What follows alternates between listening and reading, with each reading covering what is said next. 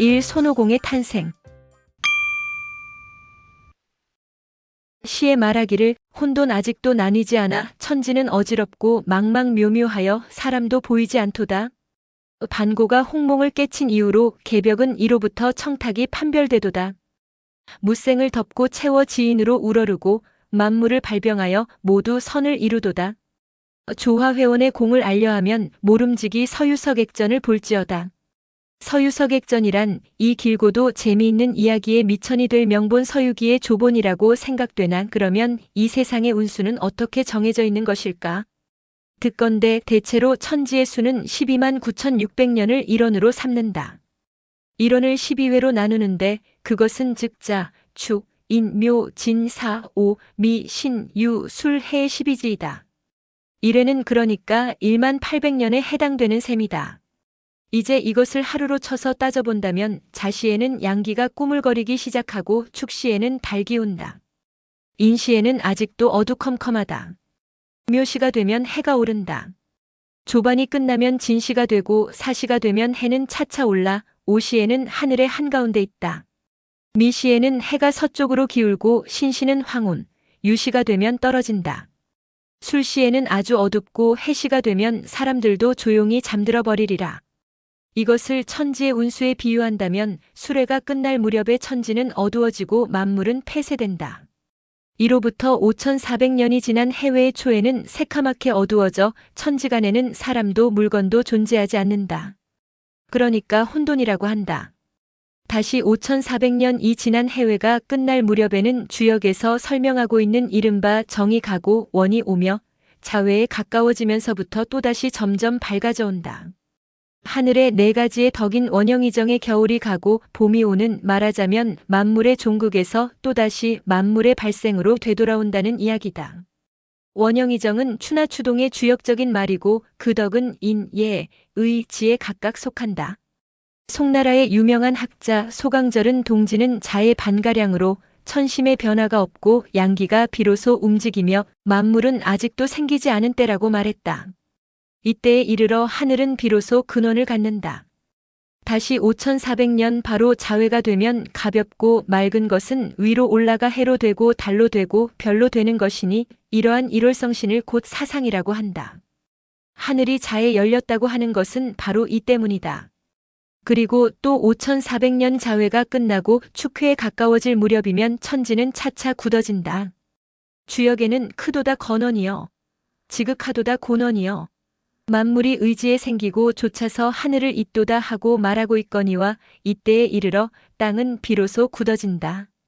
다시 5,400년 바로 축회가 되면 무겁고 탁한 것은 아래로 가라앉아 물이 되고 불이 되고 산이 되고 돌이 되고 흙이 된다. 수, 화, 산, 석, 토, 이를 오형이라 한다. 그러니까 땅은 축회에 열렸다고 한다. 또 5,400년을 지나 축회가 끝나고 인회가 시작되면 만물은 발생한다. 역서에 하늘의 기운은 내려오고 땅의 기운은 올라가서 하늘과 땅이 교합하여 모든 물건은 생긴다고 했다. 여기서 하늘은 맑게, 땅은 상쾌하게 음양이 서로 교합하는 것이다.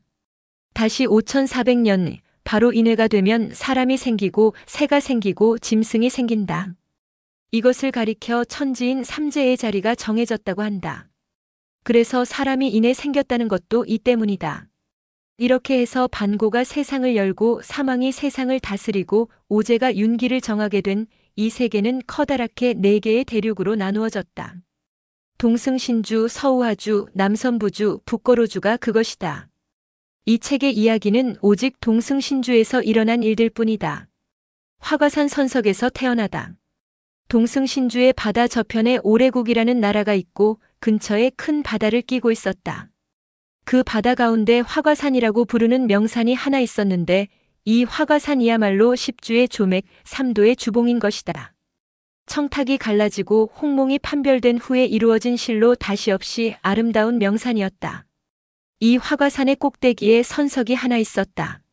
높이는 3장 6척 5촌, 둘레는 2장 4척이었다.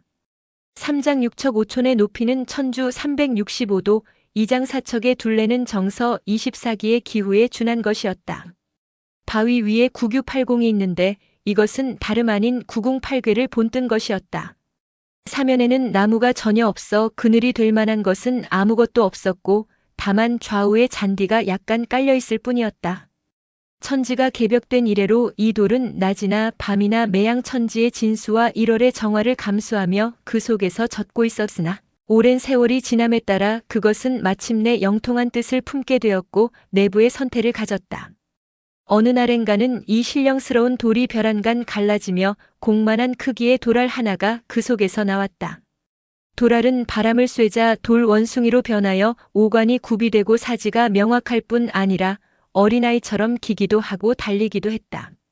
사방을 돌아보며 절을 하는데 양눈에서는 이상하게도 두 줄기 찬란한 금빛이 발사되어 저 높은 하늘나라까지 도달하여 거기에 초연히 존재하시는 고천상성 대자대인하신 옥황대천존 원궁고상제와 그의 신하들을 무서운 공포 속으로 몰아넣는 것이었다. 옥황상제의 관심과 선석의 비밀. 그래서 옥황상제는 즉시 천리안 순풍이에게 명하여 남천문을 열고 나가서 그 무서운 이변이 무엇인가 자세히 알아보라고 일렀다. 두 천장은 성질을 받들고 불이 나게 문을 나가니 아니나 다를까 과연 묘한 일이 거기에 벌어지고 있었다. 그들은 이내 돌아와 이렇게 회보했다. 성질을 받자와 소신들이 두루 살펴본즉 그 금빛 광채의 출처는 동승신주 오래국 화가산이었나이다. 화가산 산상에 선석이 하나 있사온데 이 선석이 알을 낳았고 알은 바람을 만나자 도론숭이로 변하여 그것이 사방을 돌아볼 때마다 그 눈에서 나오는 찬란한 금빛이 무엄하게도 이 신성한 천부에까지 비춰왔나이다. 지금 그것은 물을 마시며 무언가 먹고 있사오니 그 금빛도 곧 없어질 줄로 아뢰오. 옥황상제는 그제야 이해가 가는 모양이었다. 여러 선경들을 조용히 그러나 엄숙하게 돌아보고 깊고 이해 있는 인자하고 은혜로운 말로 이렇게 결론을 지어 선언했다. 하방의 만물은 천지정화의 소생이니 결코 이상하다 할 것 없느니라. 대자대인하신 옥황상제는 이러한 신기한 도론숭이의 출현을 이상하게 여길 까닭이 없다고 고요한 결론을 내리고 말았으나 이러한 천개의 경악과는 아무런 관계없이 도론숭이는 제멋대로 산중을 뛰고 달리며 놀고 있었다. 때로는 초목을 먹어보기도 하고 때로는 골짜기에 물을 찾아 목을 축이기도 하고 그런가 하면 꽃을 꺾고 나무 열매를 찾아다니기도 하고 낭충을 벗삼고 호표와 무리가 되어 장록과 놀고 미원과 친한 사이가 되었다. 밤에는 바위 틈에서 잠을 자고 아침에는 산마루를 찾아다닌다는 식이었다. 도론숭이의 이러한 생활 습성은 저 유명한 당시선에서 누군가가 읊었듯이 산중에는 갑자가 없고 추위가 다 되어도 세월을 모른다라는 식의 지극히 자유로운 생활이었다. 수렴동을 발견하고 왕이 되다. 그러나 어느 찌는 듯이 무더운 날 아침의 일이었다. 도론숭이는 다른 여러 원숭이들과 함께 더위를 피하여 소나무 그늘에서 놀고 있었다. 원숭이들의 피서놀이인지라 그것은 상상만 해도 웃음이 나올 광경이었다. 그들은 제각기 마음먹은 대로 무엇이든지 해내고 무엇이든지 이상스러운 눈짓 몸짓으로 놀고 있었으나 이런 노름이 한바탕 끝나자 이번에는 산골짜기의 계곡으로 물놀이를 하러 갔다. 깊은 산골짜기에서 흘러내리는 물은 멈출 줄을 모르고 콸콸 흘러내렸다. 이 물은 대체 어디서 흘러내려올까? 오늘은 할 일도 없으니 어디 한번 이 골짜기를 더듬어 올라가 물줄기를 찾아내보자. 하고 원숭이들은 떠들어댔다. 그리하여 원숭이들은 일제히 함성을 지르며 물줄기를 따라 산골짜기로 달려 올라갔다. 최후로 그들의 앞에는 한 줄기 시원스런 폭포가 나타났다. 그들은 이 아름답고 통쾌한 폭포에 감격하여 손바닥을 쳤다. 정말 멋진 물이로구나. 누구 저 속에 뛰어들어가서 저 물이 어디서 흘러나오는지 알아내고 그러고서도 몸을 다치지 않고 나올 수 있다면 우리는 그를 왕으로 모실 테다. 하고 누군가가 커다랗게 소리쳤다. 그는 말을 3번이나 되씹었다. 그러자 여러 원숭이들 틈에서 다른 놈도 아닌 그 신묘한 도론숭이가 벼란간 뛰어나오면서 큰 소리로 이렇게 말했다. 내가 들어가지. 깜찍한 도론숭이는 그러기가 무섭게 눈을 감고 몸을 뛰는 자세로 움츠리자 획 하고 폭포의 여울 속으로 뛰어들어갔다. 그리하여 도론숭이가 눈을 뜨고 머리를 쳐들었을 때 거기에는 웬일인가. 물은 고사하고 다리 하나가 보이지 않는가. 그는 몸과 마음을 가다듬으며 자세히 살펴봤다. 그것은 쇠로 된 다리였다. 철판교 아래로 흐르는 물은 돌구멍을 뚫고 쏟아져 내려 기묘하게도 거꾸로 폭포가 되는 바람에 다리 입구는 막혀 있는 것이었다. 다리 위에 올라서 보니 그곳은 사람이 사는 집 같기도 한데 참으로 아늑하고 아름다운 고장이었다. 사람에게 필요한 온갖 기물과 인공적인 자연이 그의 눈에 띄었다. 호기심으로 긴장한 도론숭이는 또 보고 또 보며 다리를 건너서자 그 중간쯤에 비석 하나가 서 있는 것을 발견했다. 비석에는 해서로 화과산 복지 수렴동 동천이라고 커다랗게 한 줄로 또록또록 새겨져 있었다. 화과산 복지 수렴동 동천이라는 이른바 신선의 거처를 의미하는 이 도교적인 글귀를 비석에서 본 도론숭이는 기뻐서 어쩔 줄을 모르며 어서 빨리 동료들에게 알려야 되겠다는 생각으로 아까 오던 때와 똑같은 방법으로 그들에게 돌아갔다. 물에서 나온 그는 기쁜 웃음을 껄껄대며 소리쳤다. 좋아야. 정말 굉장히 좋아 속이야. 그 속이 어떻지? 물은 얼마나 깊던가? 하고 다른 원숭이들이 그를 애워싸며 묻기 시작했다. 물은 무슨 물? 없어. 하고 도론숭이는 자신있게 외쳤다. 물은 없고 철판교가 있더군. 그런데 그 다리 저편을 보니 이 대자연의 하늘과 땅이 만들어 놓은 정말 아름다운 집이 있지 않아. 어떻게 집이라는 것을 알았지? 허허, 이 친구 보게나. 내가 설명해야 알겠나. 자, 그럼 내 말을 잘 들어봐 하고 도론숭이는 웃으면서 설명을 시작했다. 이 물은 말이야, 그 다리 밑에 돌구멍으로 스며 올라 거꾸로 쏟아지면서 저렇게 폭포를 이루고 있기 때문에 다리의 입구가 막힌 거야. 다리 근처에는 꽃이 있고 나무가 있고 게다가 돌로 된 석실이 있거든. 집 안에는 돌냄비, 돌솥, 돌잔, 도롱배기, 돌상, 돌걸상 따위 죄다 돌로 된 기물이 쭉 있단 말이야. 중간쯤에는 비석이 하나 서 있는데 거기에는 화산동 복지 수렴동 동천이라고 큼직한 글씨로 분명하게 새겨져 있거든. 이야말로 우리가 안심하고 편안하게 살 수 있는 곳이야. 아니 넓으니 식구는 얼마든지 상관없겠고 게다가 비바람도 문제없어. 자, 모두들 그리 가지 않을래? 그렇다면 내가 먼저 앞장서서 우리를 안내해줘. 하고 다른 원숭이들도 모두 기뻐하며 일제히 입을 모아 소리쳤다. 도론숭이는 첫 번째와 마찬가지로 눈을 감고 깜찍한 자세를 취하자 대담스럽게 펄쩍 물속으로 뛰어들었다. 다른 원숭이들도 그의 뒤를 따르고 뒤에 떨어져 있던 몇몇 용기 없는 놈들도 결국은 그들의 뒤를 따랐다. 앞장선 도론숭이는 용감하기 짝이 없었다. 철판교에 올라선 그들은 다리를 건너가기가 무섭게 거기에 있는 돌그릇이나 기물들을 제멋대로 집어들고 이리 뛰고 저리 뛰며 야단들이었다. 서로 뺏고 낚아채며 돌솥이나 상을 제 것이라고 혼자서 깔고 앉아 미칠 듯이 큰 소리를 치는 놈들도 있었다. 본성을 드러낸 원숭이들의 탐욕적인 난투극은 참으로 이만저만이 아니었다. 그들은 마침내 지쳐서 그 자리에 주저앉아 버렸다. 그제서야 겨우 조용해졌다. 도론숭이는 높은 곳으로 올라가 단정히 자리를 잡고 일부러 위험 있는 음성으로 이렇게 입을 열었다. 여러분, 신의가 없는 자와는 다시 말하지 말라는 말이 있소. 여러분은 아까 물속에 뛰어들어가서 물의 근원을 알고 그러고서도 다치지 않고 나올 수 있는 용감한 자가 있다고 한다면 그를 왕으로 모시겠다고 하지 않았소. 그는 지금 이곳을 발견하고 들어갔다 나갔다 하면서 여러분을 데리고 와 이토록 안락한 처소에서 편안히 잠들고 행복한 생활을 누리도록 했는데도 어찌하여 나를 왕으로 모시려 하지 않소.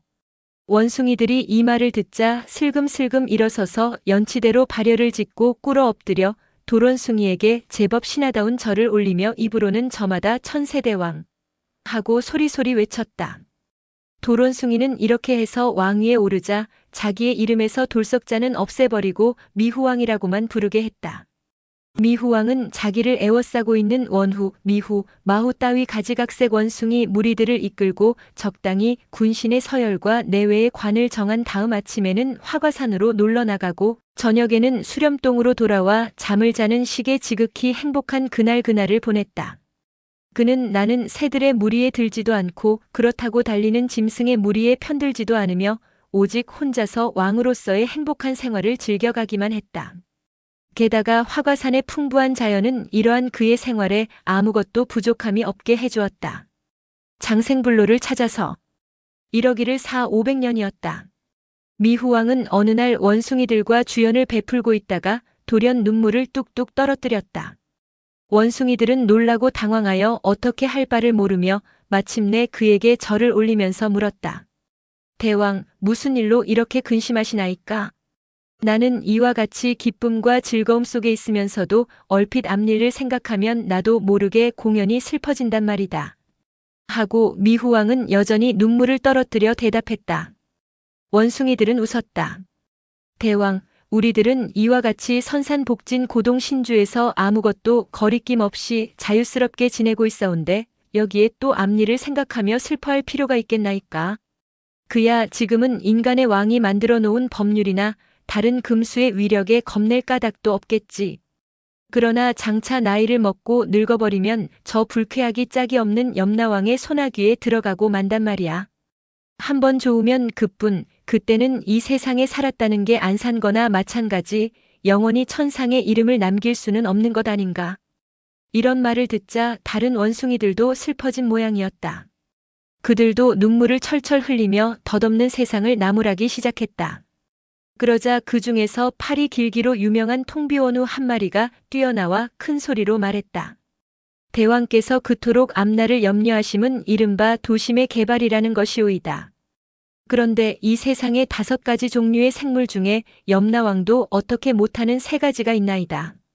그것은 곧 불, 선, 신성의 3자로 이 3자는 윤회의 법칙을 넘어서고 불생불멸, 천지산천과 수명을 같이 하옵니다. 그 3자는 대체 어디에 있는가? 하고 미후왕은 기뻐서 물었다. 연부 세계의 고공선산에 살고 있나이다. 그래, 그렇다면 나는 내일 당장 이 산을 내려가 하늘 끝까지 가서라도 그 3자를 찾고야 말 테다.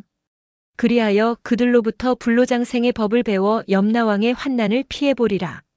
미후왕의 이렇듯 장한 열의와 결심은 그를 윤회의 법망에서 뛰쳐나오게 하는 것이며 동시에 제천대성의 대원을 이룩하게 하는 것이기도 한 것이었다. 원숭이들은 손바닥을 치며 그를 칭찬해 마지 않았다. 그리고 내일의 그의 장한 출발을 축복하기 위하여 대연회를 베풀 준비에 나서기 시작했다. 이튿날 그들은 최후의 즐거운 날을 보냈다. 선도를 비롯한 맛있는 음식을 산처럼 쌓아놓고 돌식탁과 돌걸상으로 화려하게 갖춘 자리에서 선주, 선효를 먹으며 미후왕의 장도를 축복하면서 진종일 취하도록 놀았다. 이튿날 아침 일찍 일어난 미후왕은 원숭이들을 시켜 노송으로 뗏목을 만들게 하고 대나무로 삿대를 만들게 하는 등 출발 준비를 부지런히 서둘렀다. 가다가 먹을 과실도 얼마간 준비시키었다. 그런 다음 다만 혼자서 뗏목에 뛰어올라 삿대를 의지하고 손을 흔드는 원숭이들을 뒤로 한 채 끝없는 바다로 바람을 따라 흐르기 시작했다. 바람은 그의 고마운 안내자였다. 세상 구경과 수보리 조사를 찾아서 미후왕이 처음 당도한 곳은 남선부주의 지경이었다. 바람은 매일같이 동남으로 불어 그를 이곳 서북의 해안선에 밀어다 놓은 것이다. 그는 뗏목과 삿대를 집어던지고 육지로 뛰어올랐다. 바닷가에서는 사람들이 고기도 잡고 기러기도 잡고 조개도 줍고 소금도 만드는 등 여기저기서 부지런히 일들을 하고 있었다. 그는 슬금슬금 그 한 사람에게 접근해 가서 뒤에서 깜짝 놀라게 해주었다. 사람들은 그의 무서운 모습을 보자 기겁을 하며 그물을 내던지고 뿔뿔이 도망쳐 달아났다. 미후왕은 바보처럼 멍청하게 서 있는 한 놈을 잡아 옷을 뺏어 입고 그렇듯이 체면을 차리며 시치미를 뚝 띄고 어슬렁어슬렁 동네로 걸어갔다. 그는 이렇게 동네와 시가와 거리와 저자를 걸어다니는 동안 인간의 예절이라든가 말 따위를 배워 익혔다. 그러면서도 그는 애초의 결심을 잊지 않고 불, 선, 신성의 길을 찾고 장생불로의 비법을 얻으려 하였으나 세상 사람들은 누구나 똑같이 명리를 뒤쫓는데 급급할 뿐 신명을 돌보려는 사람은 한 사람도 없는 듯 했다. 참으로 보잘것없는 평범한 인간들의 세계였다. 그는 이런 속에서 만날 사람을 만나지도 못하고 어느덧 8, 9년이나 지나버렸다.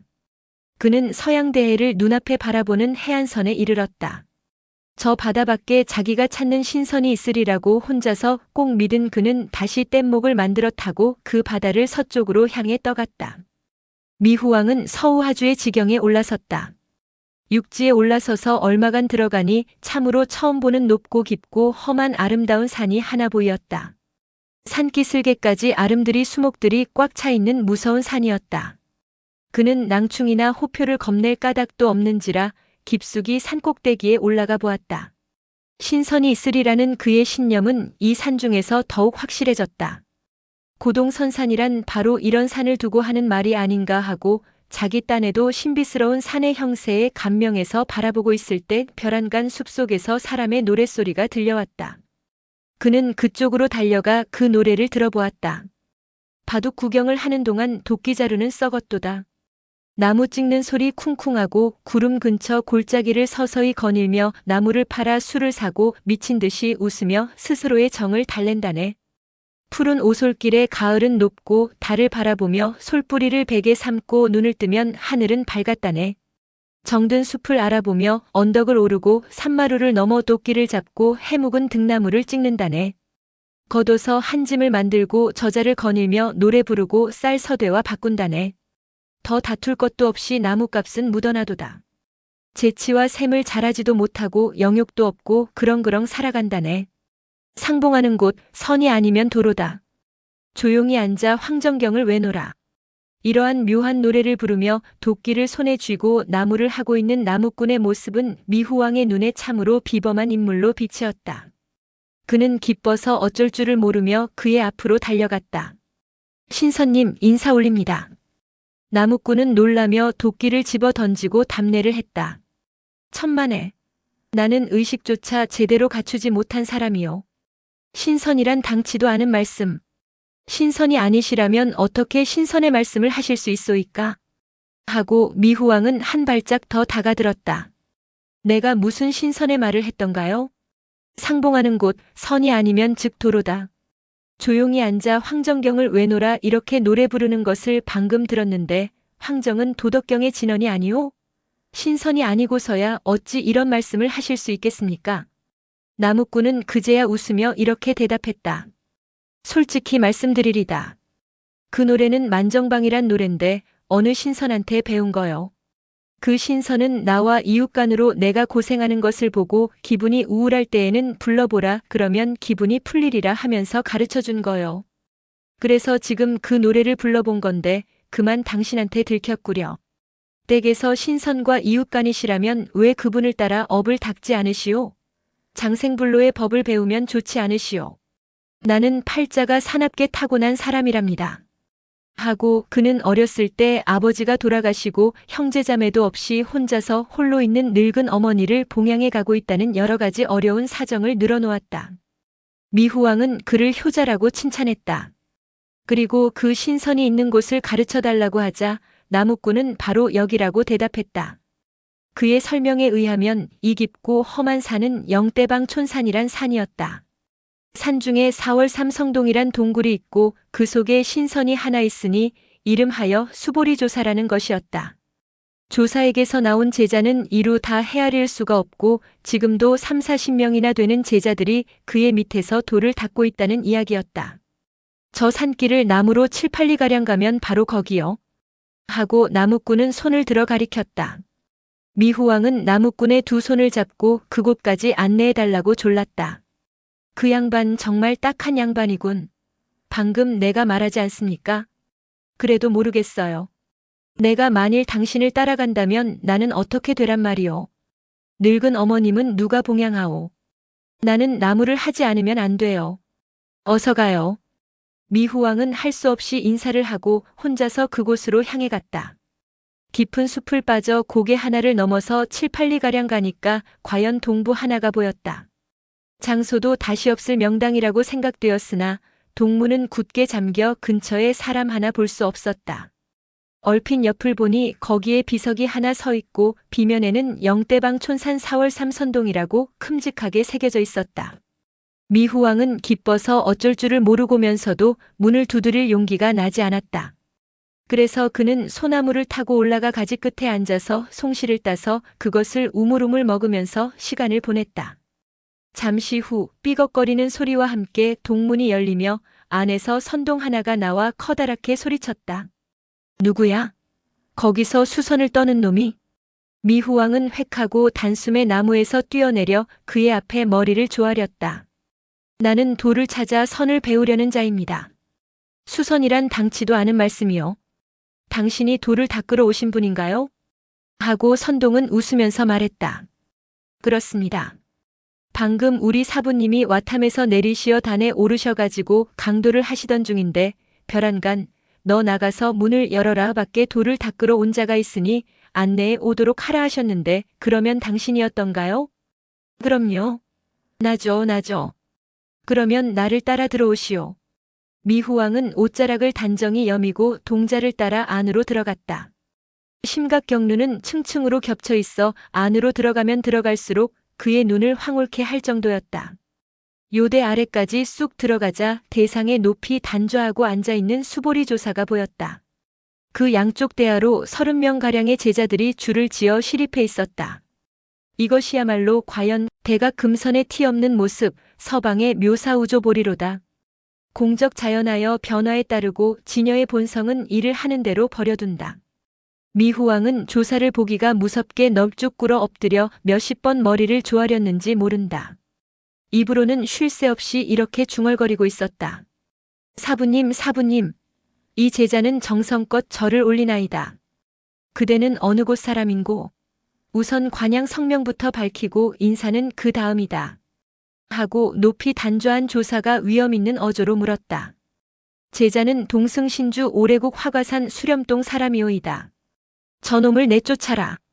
하고 위엄 있는 조사는 불같은 호령을 내렸다. 저놈은 거짓말쟁이다. 허풍장이다. 돌을 닦는다는 것은 말도 안 된다. 제자는 진실대로 말씀드렸나이다.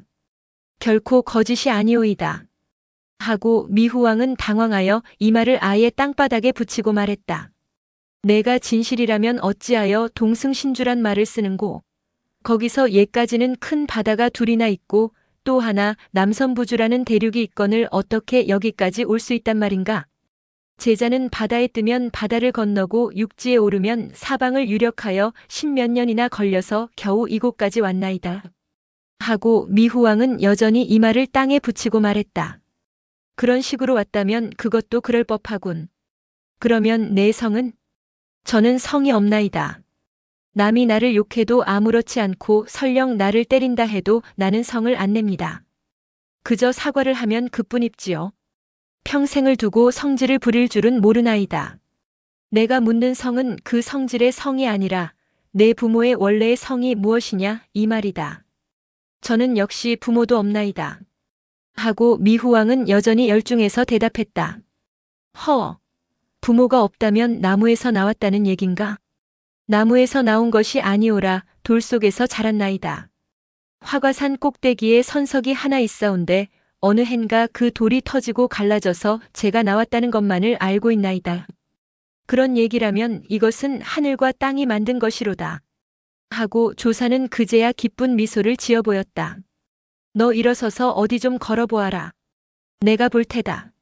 미후왕은 깜찍하게도 깡총 뛰어 일어서서 몇 번인가 왔다 갔다 해보였다. 조사는 그를 보며 소리가 안 날 만큼 크게 웃었다. 내 몸은 좋지 않게 생겼으나 어딘가 송시를 먹고 사는 호손을 닮은 듯 하구나. 그러한 내 몸 생김을 따서 어디 한번 내 성명을 생각해 보리다. 호하는 성은 어떨까 하지만 호자는 거기서 계사슴록변을 빼버리면 예고와 달월이 된다. 예고는 늙을로요, 달월은 음이니 노와 음으로는 잘할 수가 없다. 그렇다 내 성으로는 손자가 좋겠다. 손자에서 계사슴록변을 빼버리면 아들자의 멜게, 자는 아들이고 걔는 딸이니라. 이는 바로 영화의 본뜻에 합치되는 것이로다. 그러니 내 성은 손으로 해두자. 미후왕은 기뻐서 어쩔 줄을 모르며 조사를 향해 몇 번이고 머리를 조아렸다. 좋사옵니다. 감사옵니다. 이제야 성이라는 것을 알았나이다. 이 모두 사부님의 자부심인가 하옵니다. 이제는 성이 있게 되었으니 이왕이면 겸해서 이름까지 내려주시면 부르기가 더욱 좋지 않으리까. 우리 문중에는 12개의 글자가 있어서 그것을 가지고 팔을 갈라 차례로 이름을 짓고 있느니라. 하고 잠시 숨을 돌린 조사는 계속해 말했다. 그러니까 너는 10번째 제자가 될 것이다. 12개의 글자란 무엇이오니까? 그것은 즉 광, 대, 지, 해, 진, 여, 성, 해, 영, 오, 원. 각의 12자다. 내 차례는 바로 오자에 해당하니 손오공이란 별명을 너에게 지어주마. 어떻겠느냐?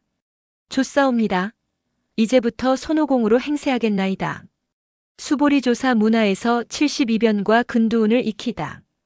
깨달음을 통해 보리 깨달음에 참되고 오묘한 이치를 통달하고 마군 마음속의 번뇌와 장애를 끊고 본래의 근원적 신성과 하나가 된다. 이렇게 해서 비로소 아름다운 이름을 얻은 미후왕은 기뻐서 어쩔 줄을 모르며 수보리조사에게 또 한 번 열렬한 감격의 절을 올렸다. 조사는 여러 제자들을 시켜 손오공을 문 밖으로 데리고 가서 청소라든가 접대라든가 가지가지 필요한 예의범절을 가르쳐주게 했다. 손오공은 그들의 말을 잘 들었고 또 자기보다 먼저 온 그들을 사형이라고 해서 존대하며 한쪽 구석간에 적당히 잠자리도 만들어 놓았다. 다음 날 아침부터는 사형들과 함께 언어와 인사를 배우고 경을 이야기하고 도를 논하며 글자를 배우고 분양을 익히는 등 매일 이런 식으로 날을 보냈다. 때로 한가할 때면 마당을 쓸고 꽃밭을 가꾸고 나무를 가져다가 불을 지피는가 하면 물통을 메고 물을 길어오는 등 그 무엇 하나 마다 않고 척척 해치웠다. 이러기를 어느덧 6, 7년이었다. 어느 날 조사는 높이 단상에 올라앉아 여러 제자들을 모아놓고 대도를 강설했다. 그 광경은 마치 하늘에서는 꽃이 어지러이 떨어지고 땅에서는 금년이 솟아오르도다. 상승의 가르침은 묘연하고 정미한 마법은 온전하도다. 잠시 도를 설하고 잠시 선을 강하며 삼가가 배합하니 근본이 여연토다. 한 글자를 계명하여 성의 이치로 돌아가고 무생을 지시하여 성의 현암을 깨닫게 하도다. 옆에서 듣고 있던 손오공은 완전히 환희의 정에 취해 자기의 귀를 집어뜯고 뺨을 꼬집었다. 쉴 새 없이 기쁜 미소를 눈가에 떠올리고 있던 그는 마침내 자기를 억누르지 못하고 대담하고 열광적인 동작으로 손을 흔들고 발을 구르며 춤을 추기 시작했다. 조사는 이러한 그를 보자 강설을 중단하고 조용한 그러나 어느 정도 녹이마저 띤 위험 있는 음성으로 그를 불렀다. 너는 거기서 무엇 때문에 미친놈처럼 춤을 추고 있느냐? 내 강설을 듣지 않겠단 것인가? 천만의 말씀. 제자는 성심성의껏 듣고 있사오며 사부님의 심오한 묘리에 접하게 되자 저도 모르게 몸이 움직여진 것이오이다. 잘못된 점 제발 용서하옵소서. 하고 손오공은 빌었다. 그러자 조사는 음성을 다소 부드럽게 하여 이렇게 말했다. 내가 묘리를 알겠다 하니 그러면 묻겠는데 너는 이곳에 온 지 얼마나 되느냐? 제자는 원래 샘에 밟지가 못하여 얼마가 되었는지는 알 수 없사오나 다만 이 점은 똑똑히 기억하고 있나이다. 저는 가마솥에 불을 지필 나무를 하러 뒷산을 자주 갔사온데 거기서 저는 7차례나 복숭아를 실컷 먹었나이다. 그 산은 난도산이라고 하느니라. 내가 7번 먹었다면 7년이 되는 셈이겠지. 그런데 넌 내게서 어떠한 도를 배우고 싶으냐? 하고 조사는 방향을 바꿔서 물었다. 그것은 무엇이라도 좋습니다. 도의 도 냄새만 나는 것이라면 저는 배울 작정이오다. 이것 보아라. 듣거라. 도자 문 중에는 760의 바른 길이 아닌 방문이 있고 이 방문에서도 모두 정과를 얻을 수가 있느니라. 너는 어느 문을 배울 작정이냐? 사부님의 마음대로 가르쳐 주옵소서. 저는 다만 열심히 배우겠나이다. 하고 조사는 점점 구체적으로 물어갔다. 술자 문중의 도란 무엇이오니까? 술자 문중이란 신선을 칭하여 나는 새를 붙든다든가 점쟁이를 찾아 가세풀을 세면서 점을 치는 따위 손쉽게 기륭의 이치를 안다든가 하는 것이다. 그러면 장생할 수 있나이까? 그것은 안 되지. 그럼 싫습니다. 손오공은 딱 잘라 거절했다. 유자문중의 도는 어떠한가? 조사는 또 계속했다. 유자문중이란 어떤 도이오니까? 유자문중이란 유가, 석가도가, 음양가, 묵가, 의가 따위이고 혹은 간경, 연불게다가 조진, 강성 따위이니라. 그것을 배우면 장생할 수 있나이까? 벽 속에 기둥을 세우는 것과 같을 것이니라. 손오공은 의아스러운 듯이 머리를 갸우뚱했다. 사부님, 저는 순진한 사람이라 그러한 상소리는 못 알아듣나이다. 벽 속에 기둥을 세우는 법인데 그러나 뒷날 집이 쓰러지면 그것도 썩지 않을 수 없다는 뜻이니라. 그런 말씀이라면 역시 오래 갈 수는 없는 것이 아니오니까? 싫습니다. 하고 손오공은 단호한 어조로 거절했다. 정자문중의 도는 어떠한가? 정자문중이란 어떤 정과가 있나이까? 이것은 휴량수고, 청정무의, 참선타좌, 계어지제, 혹수공, 혹입공, 그리고 입정좌관 따위이니라. 손오공은 무슨 말인지 잘 알 수는 없었으나 여전히 한 가지 욕망에만 기울어 그런 것으로 장생할 수 있느냐고 물었다. 그러자 조사는 아무렇지도 않은 듯이 역시 요두토베온이라 하고 대답했다. 손오공은 더 어려워졌다. 그는 언짢은 웃음을 지으며 그 뜻이 무엇냐고 반문했다. 가마 앞에 놓인 흙덩이이니 그것이 이미 벽돌이나 기와의 모양을 갖추고 있다고는 하더라도 아직도 구워내기 전인지라 한번 큰 비를 만나면 안 부서질 수 없다는 것이니라. 그렇다면 역시 오래 갈 수는 없는 것이 아니오니까. 싫습니다. 하고 손오공은 딱 잘라서 거절했다. 조사는 계속해서 동자문중의 도는 어떠냐고 물었다. 그리고 손오공의 반문을 받자 그는 이렇게 설명했다.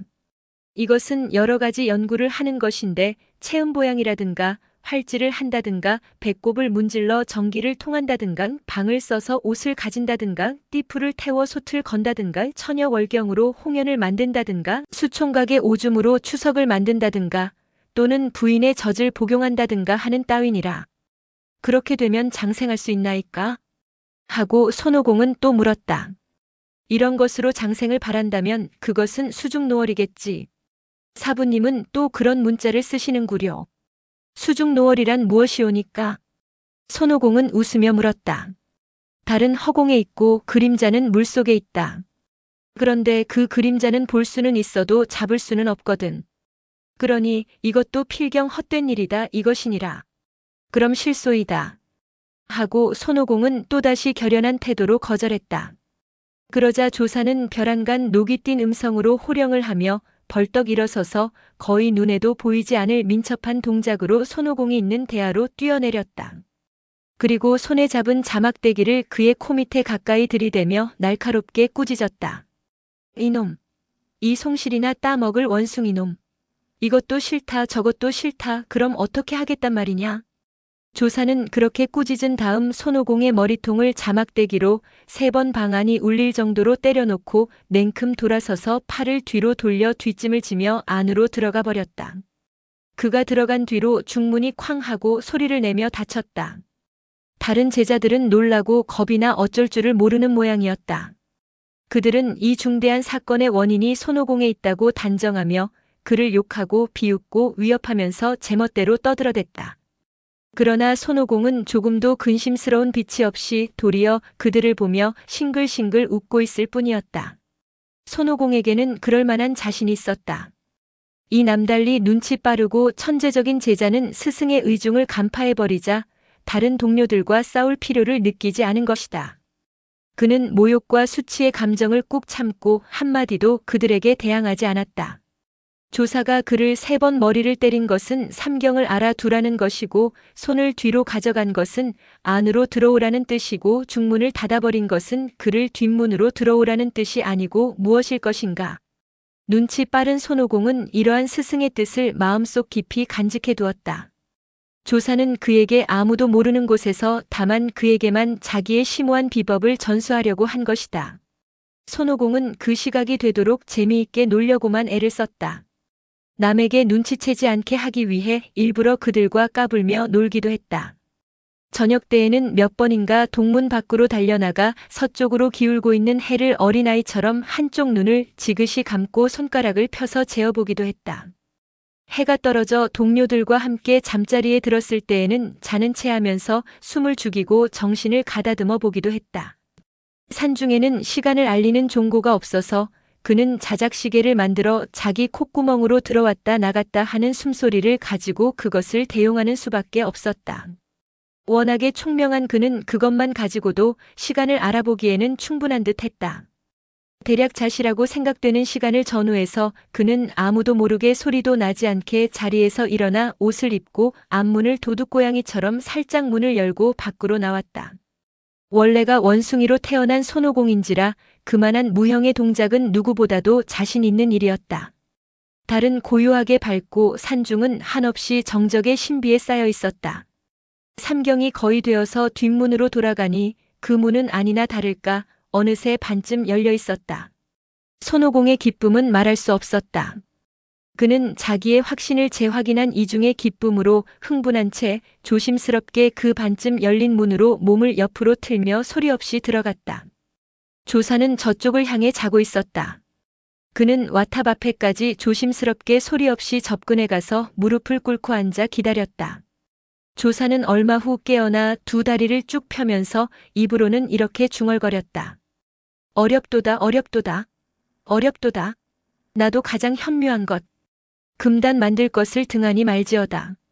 지인의 묘결을 전하려 해도 만나지를 못하면 헛되이 입만 괴롭고 혓바닥만 말리느니라. 사부님, 제자는 아까부터 여기서 이렇게 기다리고 있나이다. 하고 손오공은 제자다운 경의에 찬 어조로 그의 혼잣말에 불쑥 대답해 보였다. 조사는 벌떡 상반신을 일으켜 가까이에 있는 웃옷을 집어들고 몸에 걸치면서 무릎을 모으고 앉았다. 그러곤 녹이 띤 호령을 했다. 이 원숭이놈, 거기서 자지 않고 무엇하러 내게 왔느냐?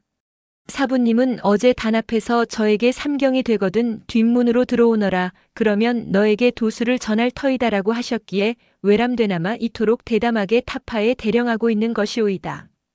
조사는 마음속으로 사람을 만났다고 스스로에게 일렀다. 하늘과 땅이 협력해서 낳아놓은 초인적인 존재이기에 과연 자기의 수수께끼를 풀 수가 있었다고 그는 일종의 만족한 희열을 느끼는 것이었다. 손오공은 자기 이외에 아무도 듣는 사람이 없으니 장생의 도를 가르쳐 달라고 또 한 번 졸랐다. 너는 인연이 있는 듯하니 나도 기쁘게 생각하느니라. 이리 가까이 오너라. 내 수수께끼를 풀었으니 너에게 이제야 장생의 묘도를 전수할 테다. 잘 듣거라. 이러한 스승의 말에 손오공은 몇 번이고 머리를 조아리며 감사한 뜻을 표했다.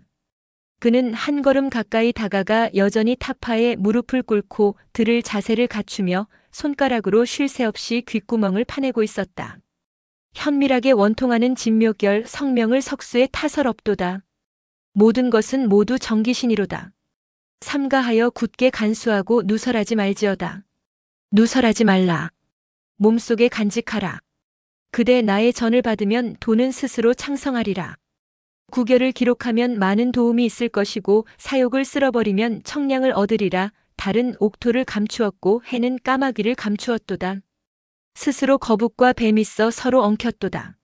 서로 엉키고 성명 굳으면 도리어 더 잘 불 속에 금년을 심도다. 오행을 모아 전도에서 쓰고 공이 이루어지면 이어서 부처와 신선이 되리라.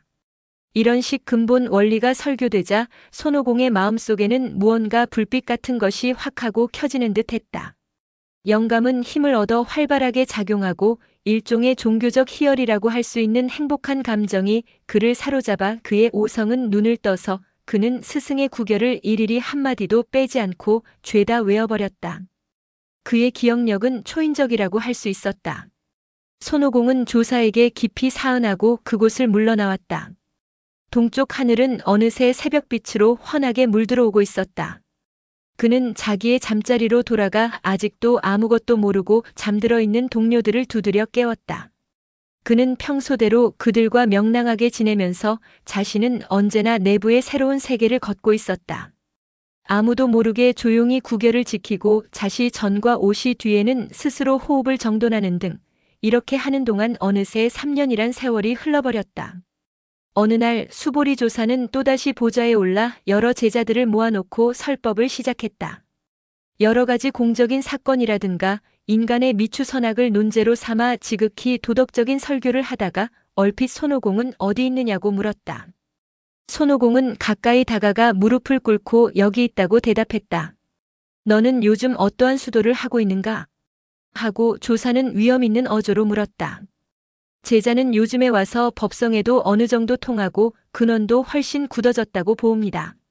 내가 법성에도 통하고 근원이 이미 심신에 배어드는 것을 알았다면 이제는 무서운 삼재를 방지하지 않으면 아니 되느니라. 손오공은 잠시 고개를 갸우뚱하고 생각에 잠겼다가 이렇게 말했다. 사부님, 그 말씀 잘못이 아니옵니까? 제가 듣기로는 도가 높고 덕이 훌륭하면 하늘과 수명을 같이 하고 수와는 이미 넘어서 백병이 불생이라 하옵는데 어찌하여 거기에 또 무서운 삼재가 있는 것이옵니까? 아니다. 이것은 보통 없는 돈이라. 천지의 조화를 빼앗고 1월의 현기를 범하는 데서 하더라도 500년 뒤에는 하늘이 뇌제를 내려 너를 칠 것이다. 그러니 너는 성을 보고 마음을 분명히 하여 미리 이것을 피하지 않으면 아니 되느니라. 만일 이것을 피해낸다면 그때는 수명이 하늘과 같겠으나 그렇지 못할진된 그것으로 절명이다. 다시 500년 뒤에는 하늘은 화재를 내려 너를 태워버릴 것이다.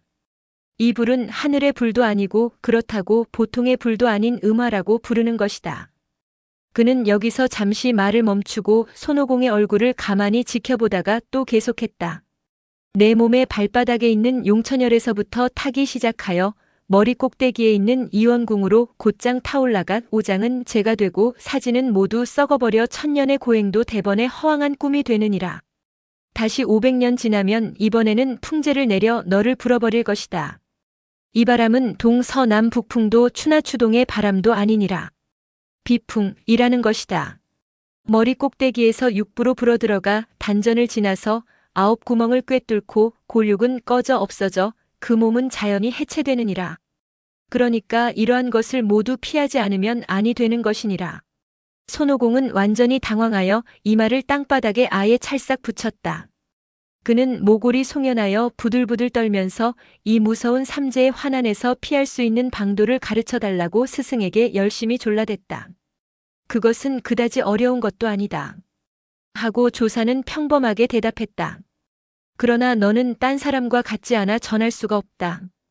저 역시 머리가 둥글고 이마는 위에 붙어 있으며 발은 모가 나고 땅을 밟으며 구규사지, 오장육부가 다 있사온데 어찌하여 딴 사람과 다르다 하옵니까?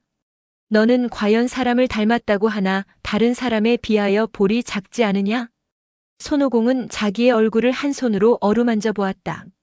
원숭이로 태어난 그의 얼굴은 눈과 코 근처가 쑥 들어가고 그 대신 턱은 뾰족하게 나와 얼핏 보기만 해도 그의 특징을 이내 알아볼 수 있을 정도였다. 그는 싱겁게 웃으며 이렇게 말했다. 사부님 말씀이 옳은 듯 하옵니다. 볼은 작으나 그 대신 이주름이 남보다 많지 않사옵니까? 그건 그렇다고 하고 너는 어느 쪽을 배우고 싶으냐? 한 가지 천강수라는 것은 36반 변화에 해당하고 또 하나 지살수라는 것은 72반 변화에 해당하느니라. 저는 원래 욕심이 많은지라 지살변화 쪽을 배우겠나이다. 그렇다면 이리 가까이 오너라. 구결을 전하리라.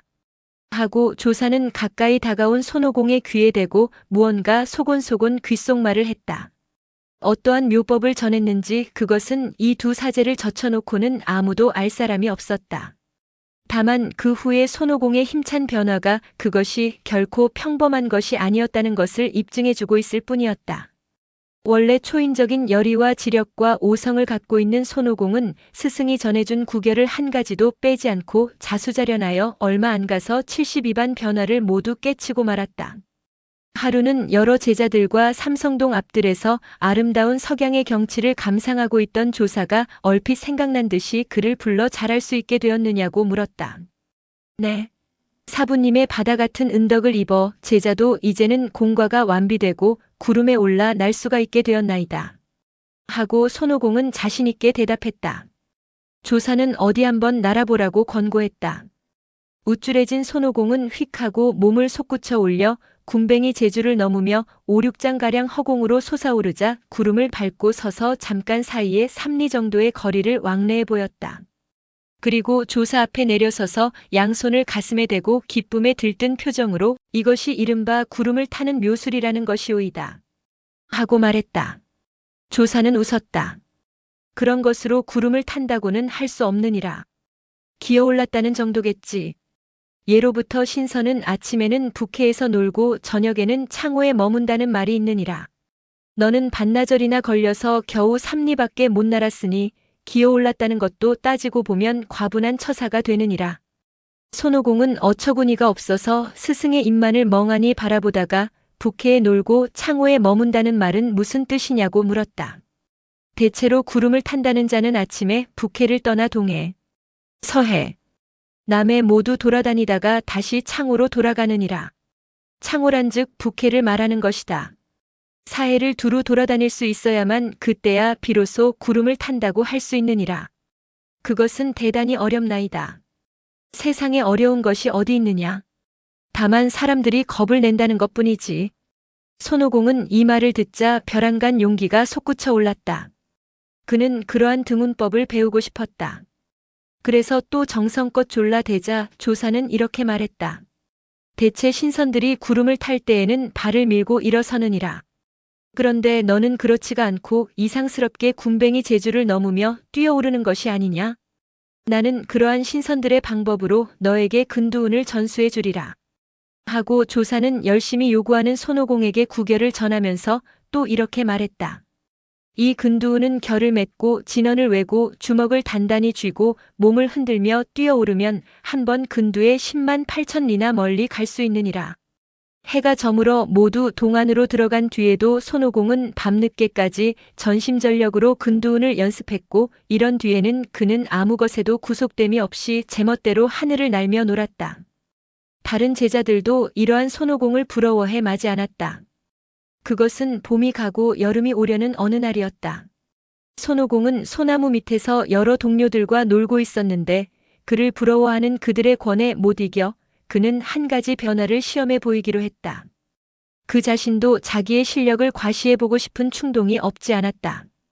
그래서 무엇이라도 좋다는 자신 있는 태도를 보이자 그중 누군가가 소나무로 변해보라고 말했다. 손오공은 구결과 진원을 외는 등 변화에 필요한 자그마한 동작을 한 다음 몸을 한번 부르르 하고 흔들었다. 그러자 그는 어느 사이엔가 옆에서는 전혀 알 수도 없는 순간에 한 그루의 버젓한 소나무로 변해버렸다. 제자들은 손바닥을 치며 왁자하고 떠들어댔다.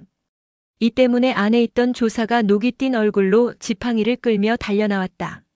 스승의 호령이 떨어지자 그들은 대번에 죽은 듯이 고요해졌고 손오공도 원래의 모습으로 돌아와 죄를 용서해 달라고 빌었다. 돌을 닦는 자는 입을 벌리면 신기가 흩어지고 혀가 움직이면 재앙이 생기는 법이니라. 이런 식으로 조사는 그들을 꾸짖고 안으로 쫓아버렸다. 그리고 손오공을 옆으로 불렀다. 너는 무엇가 그리 대단하다고 소나무로 변해 보이는 따위의 어리석은 것을 하느냐? 그러한 재주를 남 앞에서 해보인다는 것이 무엇 좋은 일인가? 가령 남이 그러한 재주를 가지고 있다면 너도 그것을 배우고 싶으리라. 그러니까 남들도 너의 그 재주를 본다면 반드시 얻으려 하리라. 내가 화가 두렵다면 아니 전할 수가 없고 만일 전하지 않는다면 반드시 해가 올 것이다. 내 생명조차 어떻게 될지 모르느니라. 손오공은 이 말을 땅에 대고 용서해달라고 빌었다.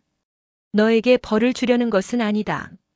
그러나 너는 이곳에서 떠나지 않으면 안 되겠다. 손오공의 두 눈에서는 눈물이 뚝뚝 떨어졌다. 그는 힘없는 음성으로 어디로 가야 되느냐고 물었다. 너는 어디서 왔는가? 그곳으로 가면 되리라. 손오공은 얼핏 깨달았다. 동승신주 오래국 화과산 수렴동하고 거의 입 밖에도 나오지 않을 정도로 혼자서 중얼중얼했다. 어서 돌아가 내 생명을 보전하라. 여기에는 결코 더 둘 수 없다. 손오공은 할 수 없이 자기의 고마운 스승과 다른 동료들에게도 작별 인사를 했다. 그러자 조사는 손오공을 떠나보내며 최후로 이렇게 말했다. 내가 이곳을 떠나면 반드시 좋지 못한 생각을 가지리라. 내가 어떠한 일을 저지른다 하더라도 내 제자라고 하면 결코 안 된다. 만일 이런 방구라도 그런 말을 하면 나는 이내 그것을 알아내고 너를 잡아다가 내 껍질을 벗기고 뼈를 분질러 혼백은 땅속 깊은 저 구유의 지옥으로 밀어버려서 영세만겁토록 다시 살아나지 못하도록 하리라. 결코 그런 말은 아니하겠나이다. 혼자서 배운 거라고 해두겠사옵니다.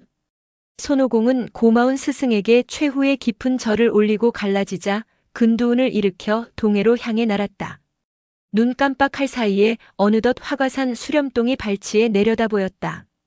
그는 꼬박 20년 만에 고향으로 돌아오는 기쁨에 좋아서 어쩔 줄을 모르며 콧노래를 부르기 시작했다.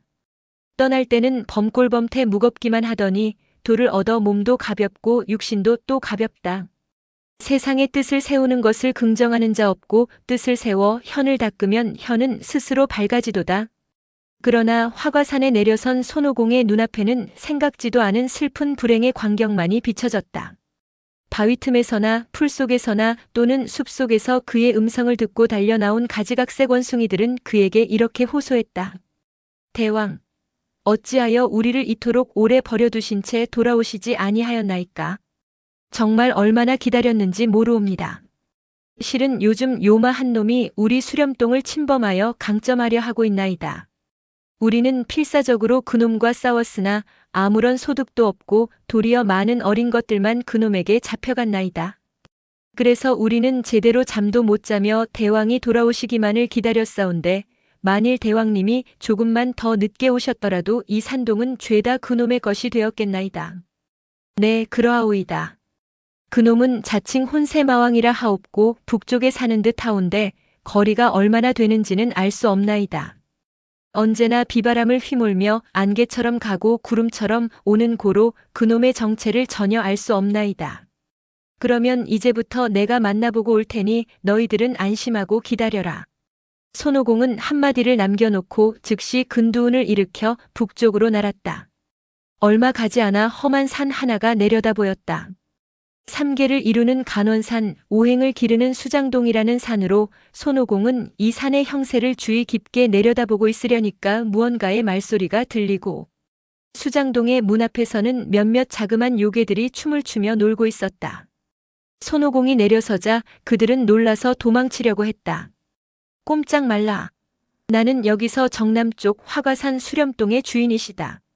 내 집에 혼세마왕이라는 거지발사계 같은 말하는 놈이 내 부하들을 몇 번이고 괴롭혔기로 나는 일부러 그놈과 자웅을 가르러 왔다. 자그만 요괴들은 부들부들 떨며 안으로 달려들어갔다. 보고를 받은 마왕은 우선 소리내어 웃기부터 했다. 그는 상대방이 어떠한 차림, 어떠한 무기를 가지고 있더냐고 물었다. 무기는 아무것도 없더이다. 머리는 빤빤하고 붉은 옷을 입었으며 노란 빛의 띠에다 검고 적수공권으로 문 밖에서 고래고래 호령만 하고 있나이다. 마왕은 갑옷과 칼을 가져오게 해서 든든히 무장을 하고 수와 졸개들과 함께 밖으로 걸어나와 우선 큰 소리부터 쳤다. 수렴동 주인이라는 게 어떤 놈인가? 이 나쁜 요괴놈. 그토록 큰 눈을 하고도 나 손모가 보이지 않는단 말이냐? 하고 손오공은 그의 거동을 살펴보다가 소리쳤다. 마왕은 껄껄 웃었다. 내 몸은 사척이 부족하고 나이도 30은 안 되겠구나. 게다가 손에는 아무런 무기도 없이 이놈. 그런데도 대담무쌍하게 나와 자웅을 가르잔 말인가? 내 놈은 눈이 없구나. 나를 작다고 하지만 크는 것은 문제가 없다. 무기가 없다고 생각하나 내 두 손은 하늘 끝다래까지 닿을 수 있다. 자, 겁내지 말고 우선 이 손모의 주먹 맛부터 보아라. 손오공은 말하기가 무섭게 펄쩍 뛰어올라 상대방의 얼굴을 치고 들었다. 마왕은 손을 뻗쳐 그것을 막았다. 너는 그토록 난장이, 나는 이토록 큰 덩치다. 그런데 너는 주먹으로 싸우고 나는 칼을 가지고 싸운다면 설령 너를 죽였다 손 치더라도 남의 웃음거리만 될 뿐이다. 그러니 칼은 그만두고 나 역시 주먹을 쓰기로 하마. 마왕은 칼을 집어 던지고 맨주먹으로 달려들었다. 그러나 손오공의 자그맣고 재빠른 주먹에 그는 언제나 얻어맞을 뿐 견딜 수가 없었다. 그의 주먹은 크고 거추장스럽기만 한 것이었다. 화가 난 마왕은 할 수 없이 칼을 집어들었다. 손오공은 그의 칼을 한번 보기 좋게 피해놓고 이번에는 신외신의 술법으로 몸털 하나를 뽑아 2,300마리나 되는 무수한 작은 원숭이들을 만들자 그를 포위하고 순식간에 아예 녹초를 만들어버렸다. 손오공은 돌을 얻은 이후 자기 몸에 있는 84,000개의 털을 가지고 그때그때 제 멋대로 무엇이든지 변화시킬 수 있었다. 300마리의 그의 작은 원숭이들이 일시에 달려들어 무슨 송장처럼 마왕을 떠매려 하자 손오공은 마왕의 칼을 집어들고 자기의 작은 원숭이들을 비켜 세워 그의 머리를 향해서 힘껏 내리쳤다. 마왕의 몸은 두 조각으로 쫙 갈라져 버리고 말았다. 손오공은 그러고 나서 동중에 있는 대소 요괴들을 죄다 무찔러 버렸다. 손오공은 명예로운 자기의 작은 원숭이들을 아까의 그 털을 흔들어 다시 걷어서 몸에 붙여버리고 주인을 잃은 텅 빈 수장동은 불을 질러버렸다. 수렴동에서 잡혀온 40~50마리의 원숭이들을 모두 데리고 고향으로 돌아왔다. 화과산 수렴동으로 돌아온 손오공은 원숭이들의 감격에 넘친 열렬한 환영을 받으며 그동안에 겪은 여러 가지 경험담을 하지 않으면 안 되었다. 그는 돌을 얻은 것을 적당히 이야기했다. 나는 이제 성은 손, 법명은 오공이라고 하느니라. 하고 그는 원숭이들의 질문에 제법 위엄있게 대답했다. 대왕께서 노손이시라면 우리는 모두 이손, 삼손, 세손, 소손이 되는 셈이오니 일가도 손이면 일국도 손, 이 수렴동이 전부가 손이라는 성이 되는 것이오이다. 하고 그들은 여러 가지 음식을 차려 손오공을 축복하기를 마지 않았다.